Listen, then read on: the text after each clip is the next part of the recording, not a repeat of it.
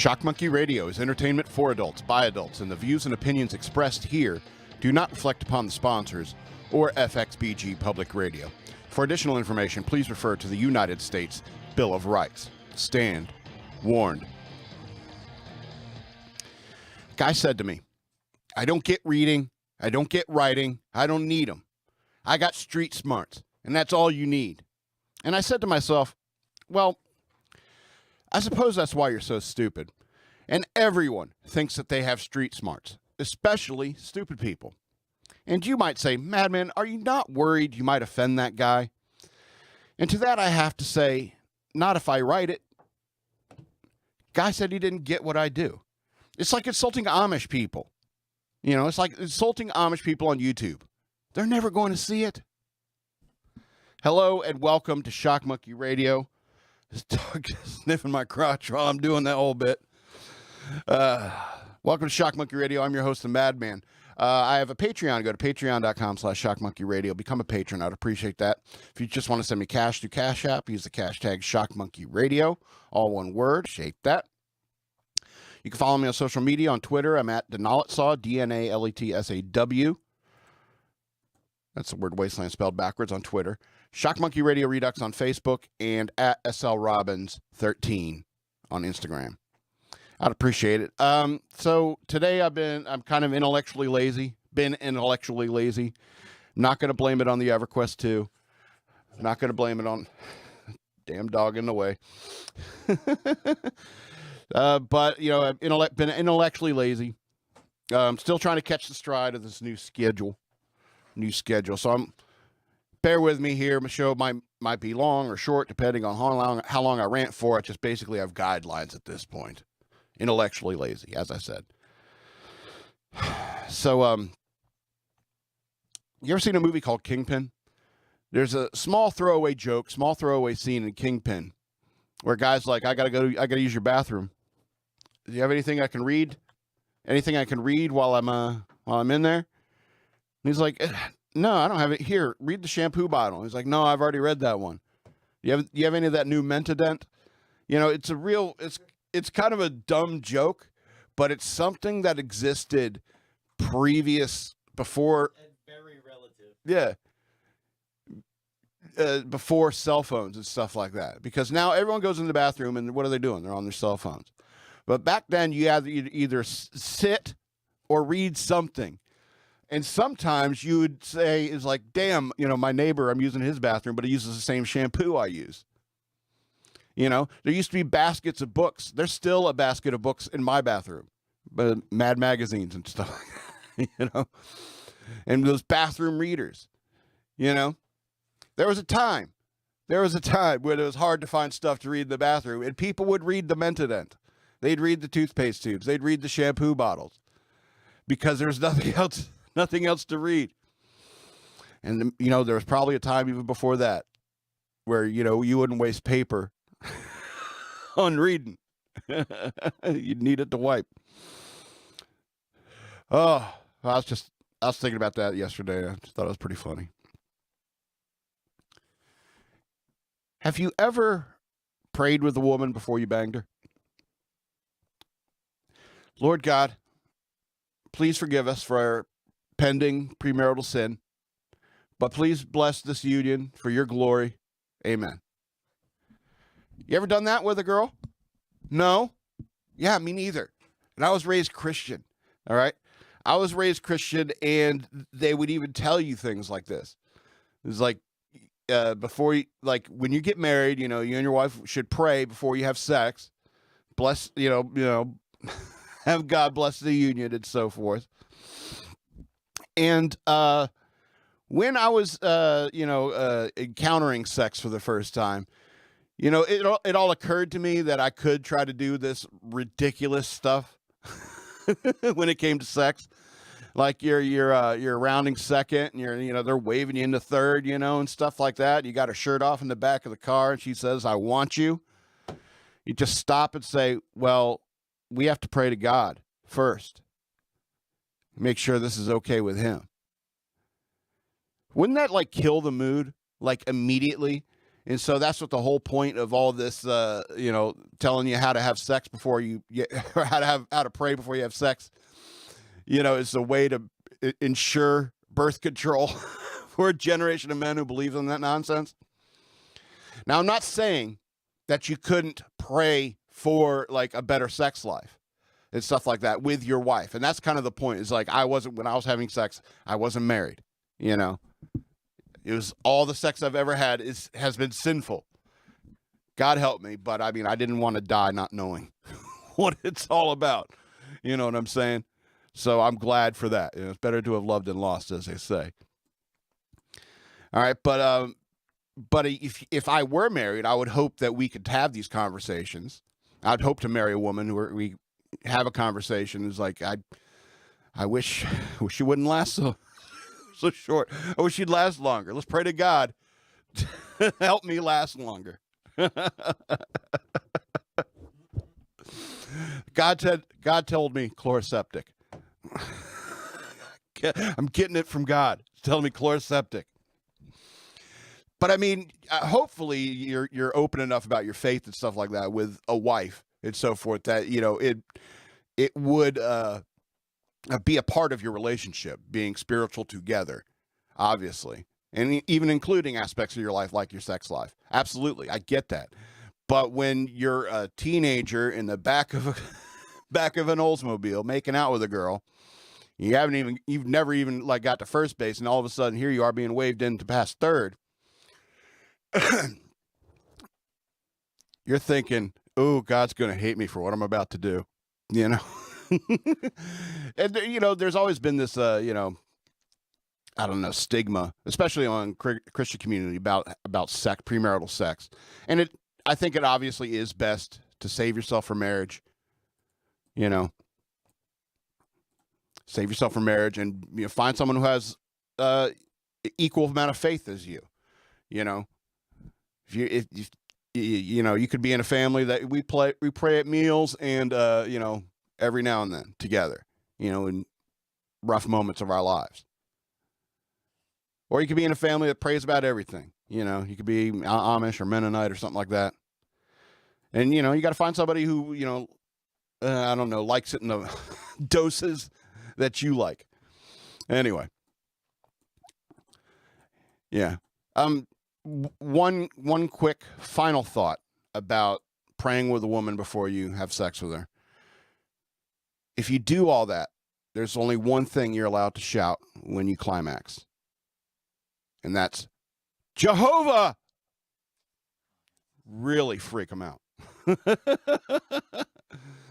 Anyway, since I'm all dirty-minded and we're talking about sex, I don't know how many of you kids ever heard of 90s party lines and sex lines. But I grew up in the 90s, started, hitting puberty and stuff like that. And late night their commercials that said, party lines, 18 and up, singles only. Hot men and women want to talk to you. And most of the time there's like 800 numbers and stuff, or I'm sorry, 900 numbers where you got to pay for a minute. I did that once and I was like, this is ridiculously expensive for what it's worth. Hi, baby. And it's like, just a sexy conversation. That's it. Sorry. I'm a man. I need something more visual, I mean, my imagination is pretty good, but, I don't see what I'm paying this much for. I can imagine your voice just as much as I can the rest of you. But they also had like these party social lines and stuff like that some company would set up. And it'd be like, you go into these menus, these touch-tone menus. You have to have a touch-tone phone, no rotary phones. And he's like, for straight men and women, press 1. For gay men and women, press 2. And so you sit there and you hopefully press 1. You press 1 or, whatever. And you go and you can like listen to other people's messages. Other users of the system will record like voicemail messages and they'll sit there to describe themselves, what they like to do and stuff like that. And they'd put it up there and you can go and like browse through people's profiles basically, auditorially, like listening to their stuff. And then you could choose to send them a message. You send them, I want to talk or something like that. And then they can contact you after that. And so it was very, very similar to like modern like dating stuff that you'll find, dating apps that you'll find. And so, yeah, that was me. I knocked something over. It's cool. It's all good. Couldn't tell what direction Yeah. the sound came from. Yeah. Sorry. Oh, there it is. It's my earbuds. It fell off. All right. So my bad.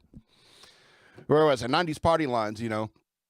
And so back in the 90s there, I was young and impetuous. I was, 10 feet tall and bulletproof. And so I would like actually like meet women on these things. Not a whole lot came of it. I'm going to say not a whole lot came of it because it seems like I was fighting pimp / boyfriends way too much. Oh, Pepper Jack loves those 90s sex lines. And it was weird. It was really weird meeting people this way because number one, it's on voice only. So you really have no idea who you're looking for. You'd have to have a signal or something like that. They're like, hey, are you the madman? And it's like, yes, come into my house.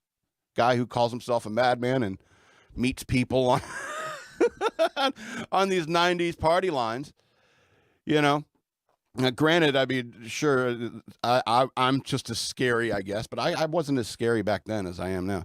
But I mean, it was had less experience. I was a different level. I was a lower level. I was a low B. But and sometimes, like you're sitting there talking to this girl at her house, and she gave your address to her house, and her boyfriend comes home, starts having a conversation with you. It's like, where the hell did you meet her? This party line. Oh, now you're onto this party line thing again. It's like, look, I don't know what's going on here, but I got to get the hell out of here. And it was constantly things like that. It's like a boyfriend calls by or calls and he's furious. You got a guy over there right now. I just know it. And she's like, yes, I do. It's just causing drama for the sake of drama. And I was like, nah. And so there was this one chick I was talking to, and she said we should totally meet up. And I'd already had all these experiences of meeting up with people, and I was just getting fed up with it. And she says, we should meet up. And she said, I promise you won't be disappointed. And I was like, you don't know who I am. You have only heard my voice. How could you promise me that I wasn't going to be disappointed? It made me say, it's like, nah, I'm done with this. And so I was just like, I'm done. I don't want anything more to do with this. This is way too weird. You just heard my voice. I understand it's a sexy radio voice and all that, but I mean, it's really weird to say to somebody you've never actually met and only talked to through a voicemail service to say, come on over. I promise you won't be disappointed. And so I was like, I'm done with this. I mean, it's those in particular were really sketchy, as kids might say these days. Those in particular were really sketchy. And soon after that, that's when Match.com started coming out, and these dating services on the internet where you can have pictures and stuff like that. It was still sketchy, but at least you had an idea of who you're dealing with. And then even then you got to deal with catfishing, which came into play obviously later. And so it's always been kind of sketchy. The from the phone apps to the personal ads and the if you like pina coladas. No, it's those are the wrong lyrics. It's, if you like cheese enchiladas and rails of cocaine. Oh, okay. I'm kidding. But it's always been sketchy. I still have Tinder on my phone, and I'm just like, why? Who are these people?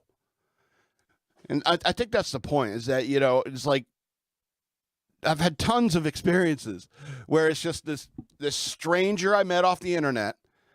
We had this conversation. We're trying to figure out if we like each other. And then, something weird happens. I have tons of stories like that. They're not interesting. They're mostly boring because people are idiots.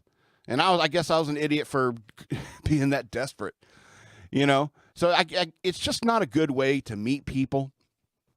And it reminded me, I was thinking about this, and it reminded me of a story that Gavin McInnes tells. I think it's in his book, The Death of Cool.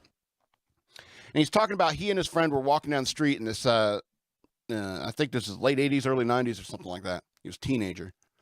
And they put this car, like a big Oldsmobile, like 80s style like car, the big ones, pulls up alongside him, and it's three good-looking, like, older women, like in their 20s, and they were like teenagers, like late teens. And three good-looking women in this car, and they're like, "Hey, you need a ride somewhere?" And it's like, "Where are you going?" It's like, "Oh, we're going up here, just a couple blocks." It's like, "Oh, well, get in, we'll take you." And they're like, "Okay." Three good-looking women, jumping in, saying, "Jump in my car. I guess we can handle that." So the girl like opens the back seat door, and she scoots all the way over to the far right side of the car. You got one girl in the front seat, one girl in the passenger seat up front. One girl driving, one girl in the passenger seat. And so Gavin's friend, I forget his name, goes in first in the middle, and Gavin gets the window seat. And so they close the door, and the car starts driving off.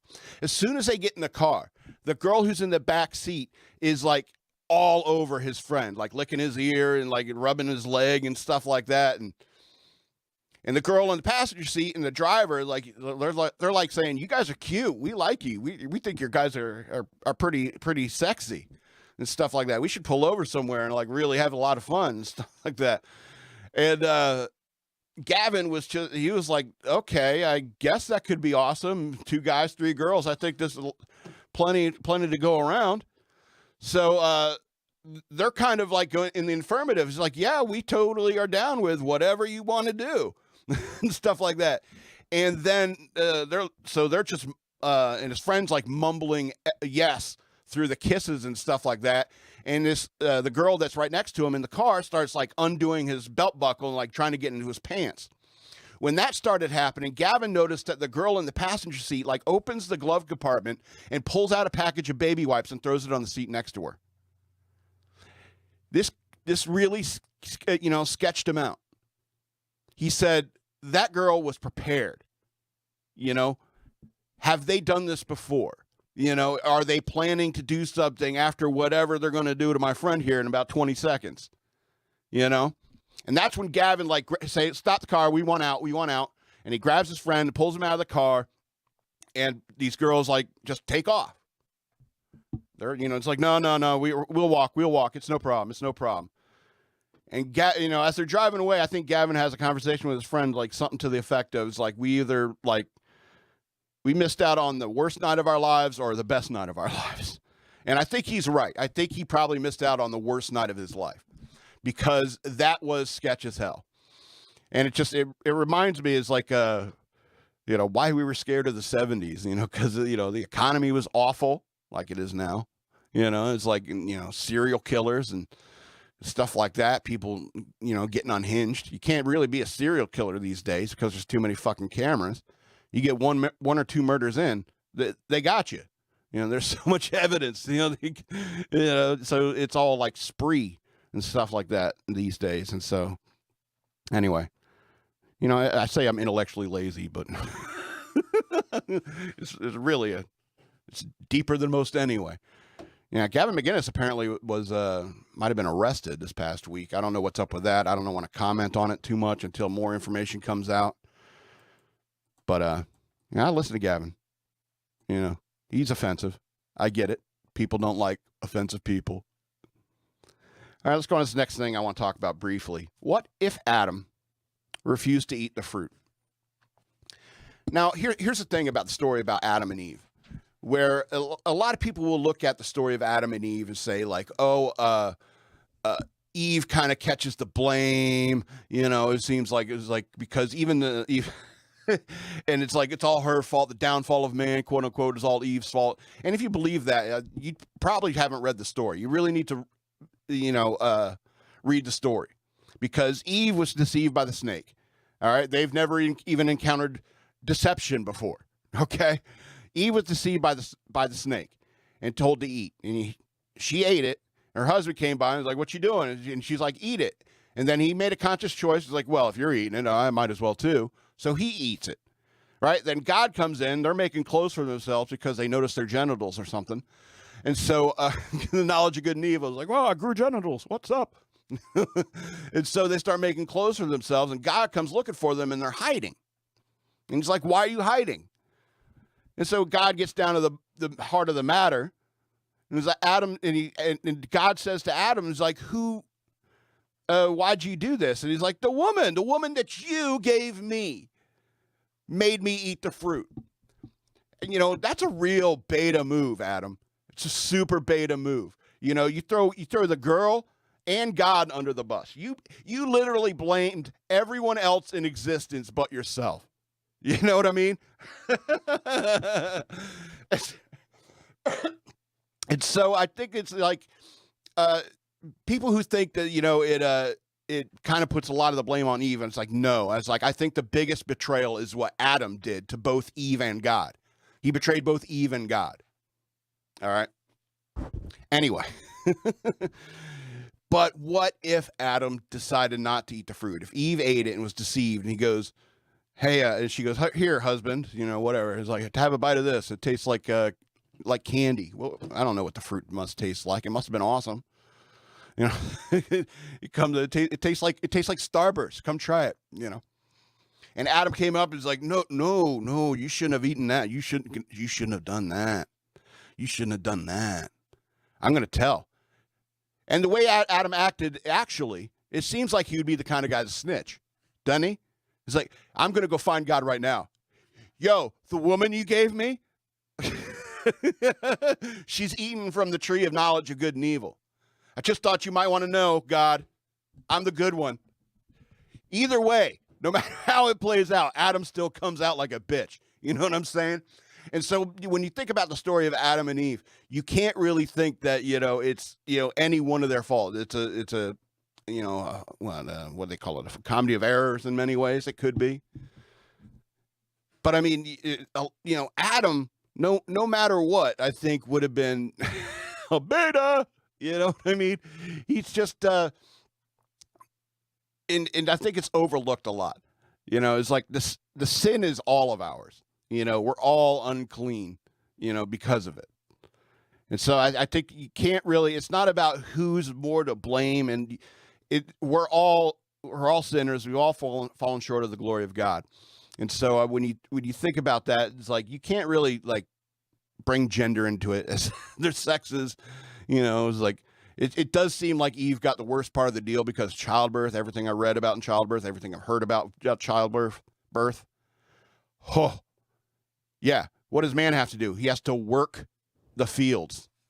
That sounds a little bit better than what childbirth is. All right. So anyway, Eve kind of got the short end of the stick. However, for some reason, women just naturally smell better. I don't know what it is. I mean, I like, seriously, like I've worked out in places because I was in the Navy, you know, and integrated Navy, and you're like running on the treadmill next to some girl, and even her sweat, even her musk is like a perfume. You know, you got to count that among one of your advantages, ladies. I mean, when you sweat, it's like, whoo, that girl is, ooh, she is sexy, you know, and she could be a dog any other day of the week, but, you know, because she's stinking up the place with her pheromones, you know, I'm just a mammal. You know, I'm picking up on it. But I mean, it's weird, you know, that they rarely fart, you know. It's like, how do you do that? How do you go through the entire day without farting? There was 2 girls I knew that farted in their sleep, and that was it. And that was it. And there was only a couple times where, like, I was awake or I was woken up by it. Because it happens, you know. But never while they were awake. That's like a superpower. You can create life, hold in farts that long, you know. You smell amazing. The Ferrisex, ladies and gentlemen. All right, one more thing to talk about how the First Amendment. The First Amendment scares the hell out of governments. Scares the hell out of every government. This is why I'm pro free speech. This is why I love the First Amendment. That's why I reference it in the beginning of my show. Yeah, the Bill of Rights is relevant too. But I mean, I've thrown a lot of the Fifth Amendment away right here just by having the show. The point is that, you know, the freedom of speech scares the hell out of governments, including the U.S. government. All right. And so that's why we've seen a lot of these, like when you hear about like the FBI coming to Mark Zuckerberg, coming to Facebook and Meta and saying, hey, you know, watch out for Russian disinformation. Oh, Hunter Biden laptop story. Oh, no, it's probably Russian disinformation. All right.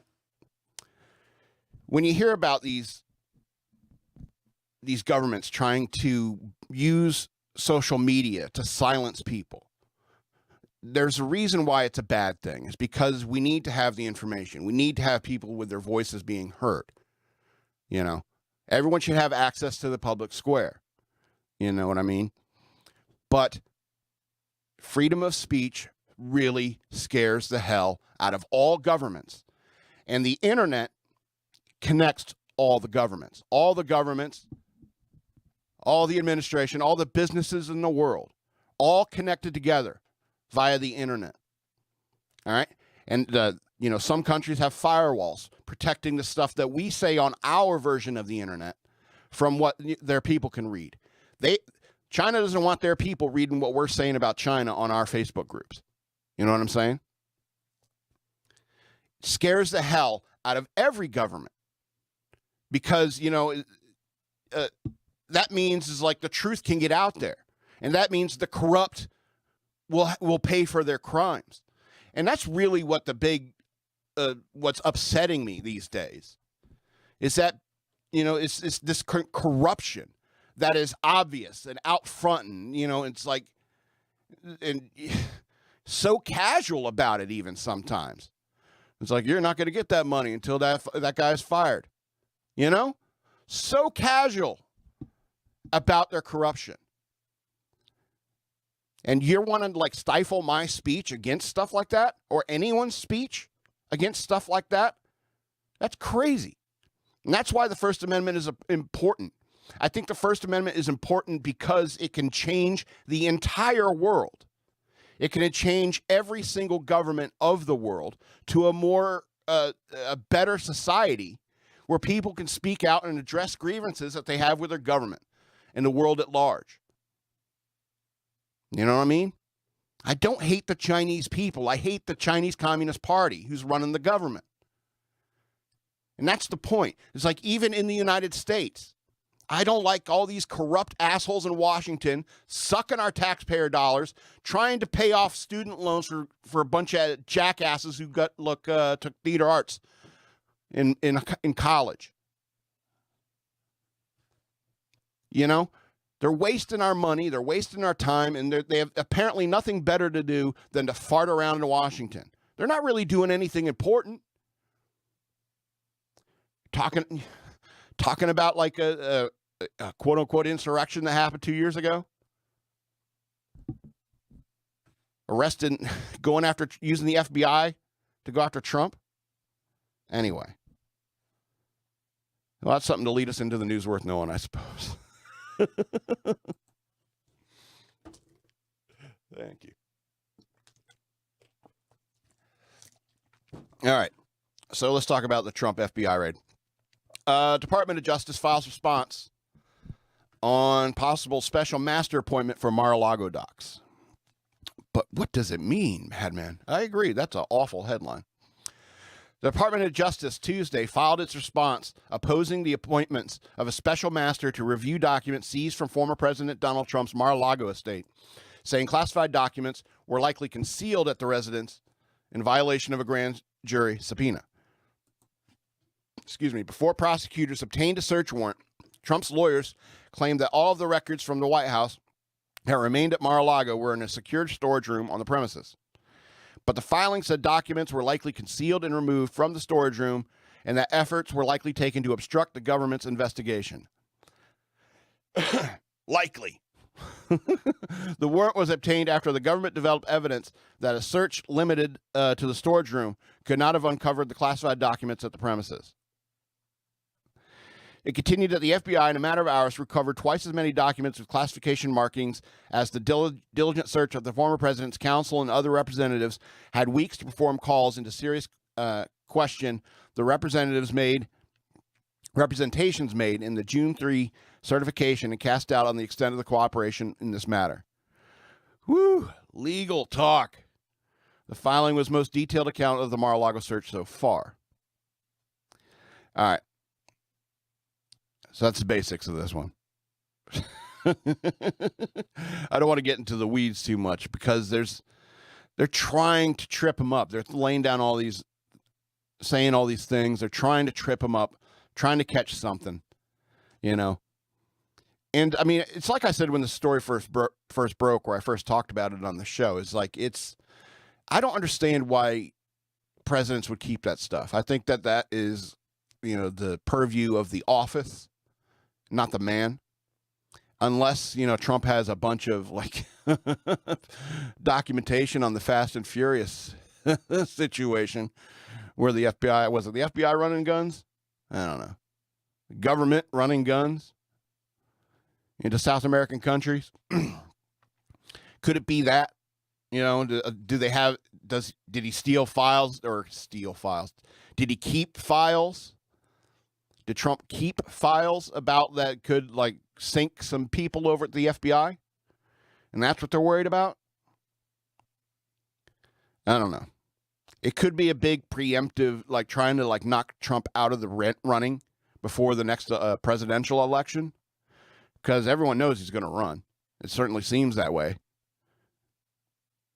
And maybe they're just trying to like get him wrapped up in something so that he can't run.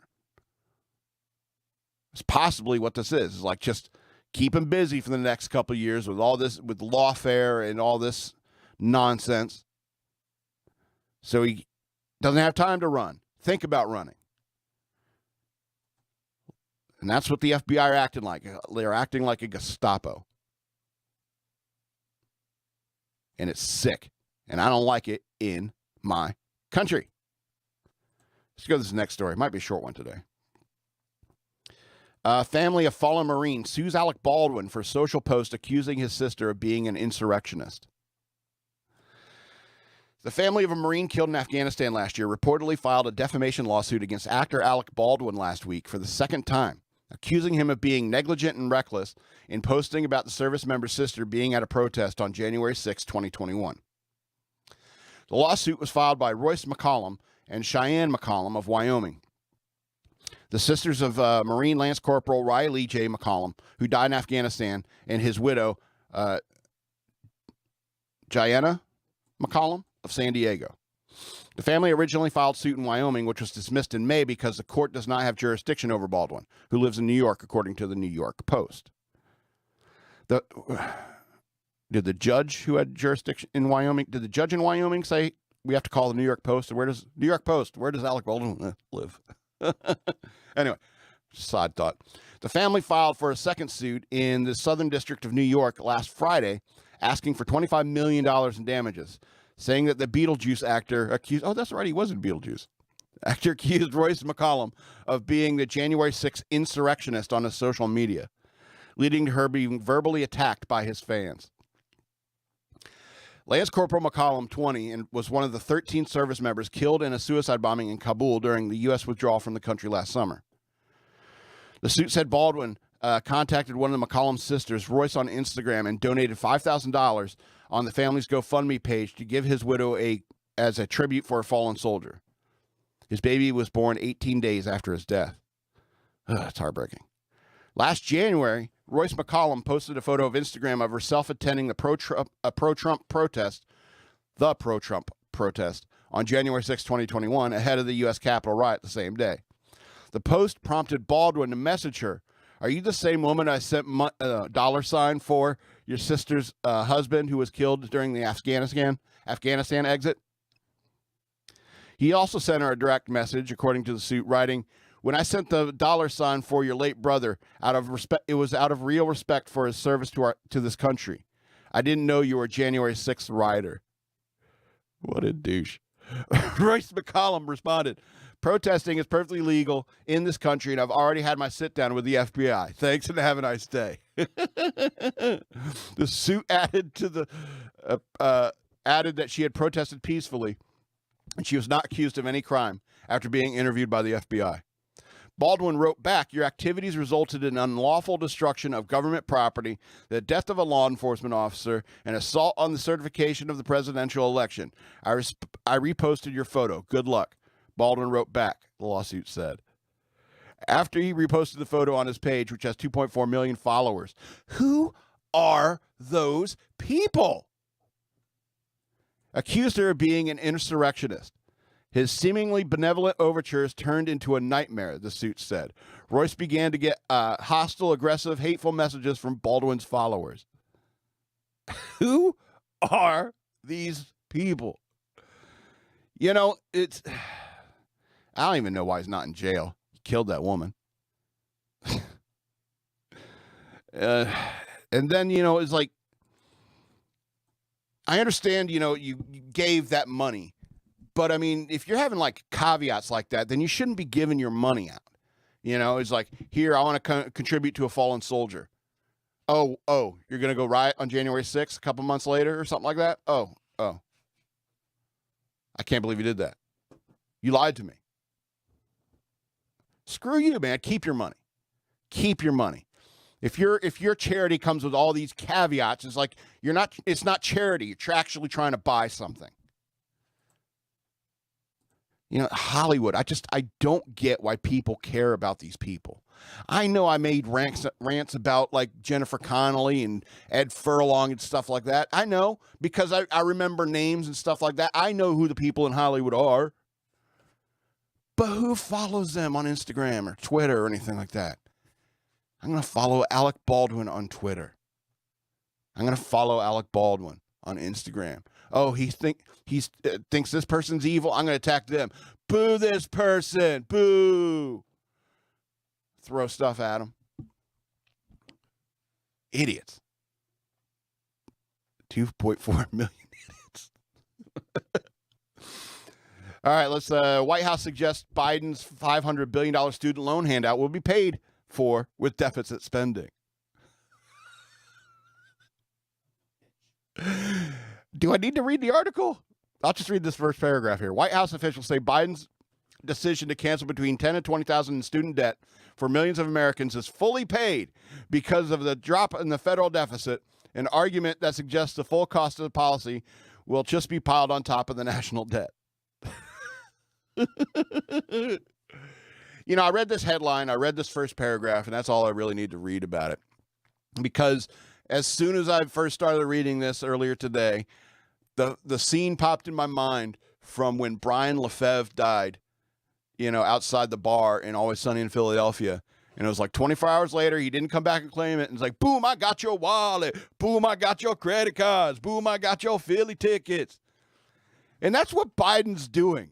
He has our credit cards, okay? And this is what he says he wants to spend your children's tax dollars on. Okay? And they're like, it's like, oh, we got to help the homeless too, out of the other side of their mouth. Well, why don't you just give away mortgage payments? You know, give away mortgage loans now. Why the college-educated people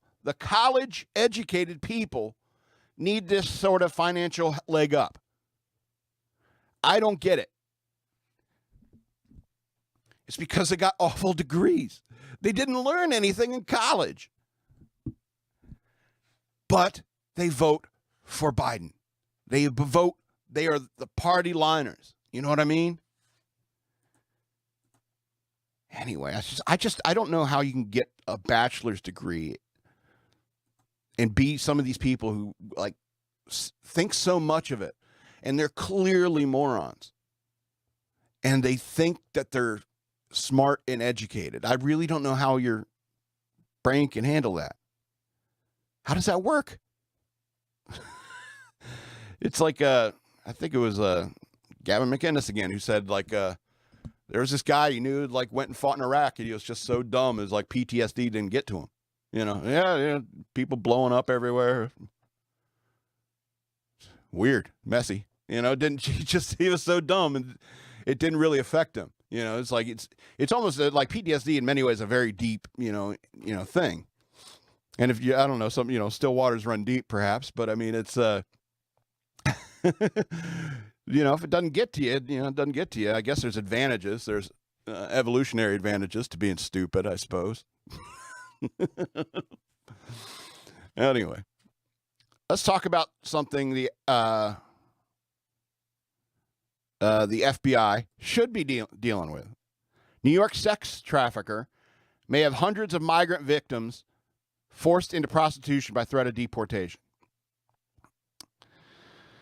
The FBI expects that hundreds of illegal immigrant women might have been the victims of a New York sex trafficking scheme involved a purported female ringleader accused of luring women with online waitressing job ads before forcing them into prostitution by threatening to call immigration. Awful, supervillain type stuff. The Bureau said Tuesday that Yesenia Gomez, arrested on August 12th as the FBI's Westchester County Safe Streets Task Force and local law enforcement partners participated in Operation Cross Country, might have hundreds of victims as investigators identified more than 1,600 ads allegedly linked to Gomez promoting prostitution stretching back a decade. A decade. The FBI said the ads were found on Facebook, bedpage.com, and megapersonals.com, and Gomez possibly used the business name Chica's Express. Ugh, that's so awful. So on the nose. According to the federal complaint filed in the Southern District of New York, Gomez allegedly preyed on the new arrival of Spanish-speaking migrants to force them into prostitution in Westchester County and in the Bronx. The complaint details how undocumented women from Venezuela responded to an online ad to a waitressing position at a Manhattan restaurant. Gomez, who goes by the aliases Carolina and Yesenia Peguero, allegedly conducted a phony interview for the gig, but when the women showed up for the first day on the job, Gomez allegedly demanded the victim instead start having sex for money at her instruction, or else she will call federal authorities to have the victim deported. The complaint says Venezuelan women initially refused, but Gomez, an alleged accomplice, bullied and threatened the victim for days until, through coercion, eventually agreed to see up to 3 clients per night.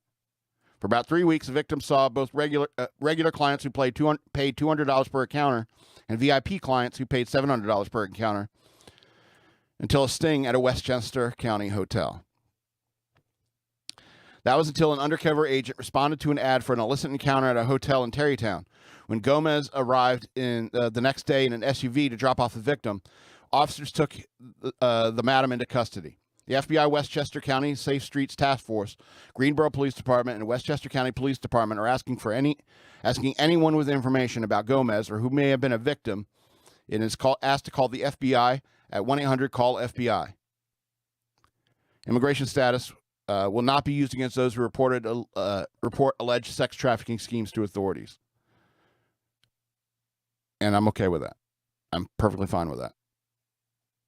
Quote, we want to ensure that any victims out there who come forward to the FBI singularly focused on seeking justice for them. FBI senior resident agent Brandon Kennedy told Fox 5 New York, those victims should not fear deportation if they come forward. The FBI released a mugshot of Gomez and posted a photo of an avatar she is believed to have used online. So there's an FBI team doing the right thing. Focus on that kind of stuff. Because there's people who say, been like, defund the FBI, and it's like, that's not really feasible because you do need some enforcement, like interstate enforcement, on a federal level. All right? But you shouldn't be raiding like political leaders' homes, especially when you ignored so many other political leaders in the past who clearly probably had something awful going on. So, I mean, I think certain heads should roll at the FBI, metaphorically speaking. You should fire all these people who are like doing all this political stuff. And those agents like that guy who are doing like the real grunt work, the important work that the FBI should be doing, like stopping a sex trafficking ring, like Batman might do. you promote that guy. All right. Anyway, let's get into these two lighter stories, and then we'll get out of here for the week. Hulk actor Lou Ferrigno shares photo of police scene while serving as a reserve sheriff. Hulk actor Lou Ferrigno shared the behind-the-scenes glimpse of what it's like to be on a police ride-along after being named an honorary officer with the Syracuse, New York Police Department. The former bodybuilder is best known for his role as the Hulk in the sci-fi TV series The Incredible Hulk. Look at that beard, man. I've never seen him with a beard. That's a great beard, Lou. Great. What's this on his on his body armor? He has FB pipe at Lou Ferrigno on the bulletproof vest. That's great. They must have known he was coming for weeks to get that printed up.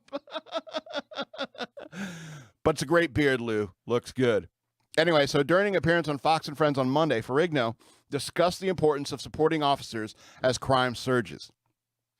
He said it's all about respecting that leadership, because most kids today, there's no God, there's no respect, they have no respect for themselves, and that's why I'm fortunate.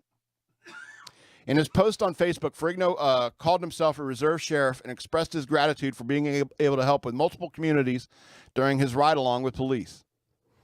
In the photo, Ferrigno and his fellow officers are on the scene of what appears to be a car accident as one officer attends to a person in the car while several people crowd around the area. Ferrigno's father was an officer with the NYPD for 26 years. In his own right, Ferrigno has a lengthy history of supporting some police departments all across the country. Yeah, he's a kind of a conservative guy, from what I understand. You know, and it's a glorious beard, my friend. It's a great pic. Yeah, he posted. So, yeah, and it's good to support the police because, like I said, you know, there is a need for police and people like, you know, we need to root out the corruption everywhere in the police departments and the FBI and so forth. And we do need police to like pull people out of car wrecks, you know, save people's lives, you know, because that's what like most cops, you know, most cops, they don't join the police force thinking, I can't wait to be corrupt and like addicted to cocaine. I'm a shitty narcotics officer and I get killed by my partner. They don't join the police force with that in mind. They're like, I hope to help people. You know, even you know, they don't even fantasize, oh, I can't wait to walk up condescendingly to somebody when they're speeding 2 over the limit. No, they're like, you know, this lady came in with a baby who wasn't breathing, and I helped the baby breathe. You know, they want to do hero work. They want to be Batman. You know what I mean? And I get that about them. I really do. All right. So let's go on this last story. Dallas police officers distribute new shoes to kids who need them. That's right. It's back to school season. Those kids need shoes. Like I said, cops, they, you know, that's not what they get into it for. Working as a police officer isn't only about tracking down criminals and making arrests. Serving in law enforcement is also about caring for members of the community in very tangible, life-changing ways. And for the last just 6 years, the Dallas, Texas Northwest Division Neighborhood Police Officer Unit has provided shoes to hundreds of children before the school year starts through its Share the Shoes program, according to the group's website. They are added again this year, providing sneakers for toddlers, kids, and teens thanks to donations from their corporate partners, Energy Transfer and Sunoco LP.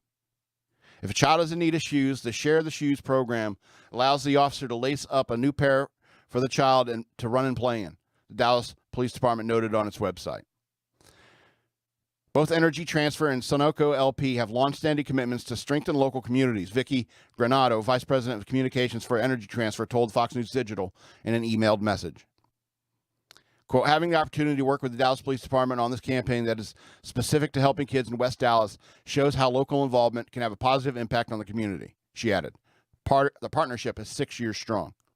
Began in 2017 when police officers from Northwest Dallas community noticed that children didn't have proper footwear. For kids, new shoes aren't just fun. They're extremely important for the health of their feet, not to mention their overall comfort as the kids move throughout the day. The bones of children's feet are very pliable due to the fact that they're made up of soft, spongy cartilage. and won't fully ossify until they reach 16 or 19 years of age. Walking Clinic Podiatrist.com noted on its website. I know. See, the fact that, you know, your bones are basically cartilage for the first like 12 years of your life. That's why I was okay after wrecking my bike all those times and stuff like that. Doing all these jumps on my skateboard and my bike, wiping out. That's why I was okay. You know, we're designed that way for a reason, because you're going to be a dumbass, awkward teenager for the first 16 to 19 years of your life. God was brilliant when he designed us. It made us, we're like Nerf for the first few years. Anyway, enough of that weird sidetrack. Anyway, so I mean, I think this is what I'm talking about with like police. They want to do the good things. They want to do the right things. You know, they don't fantasize about having to shoot a bad guy who's robbing a bank or something like that. You know?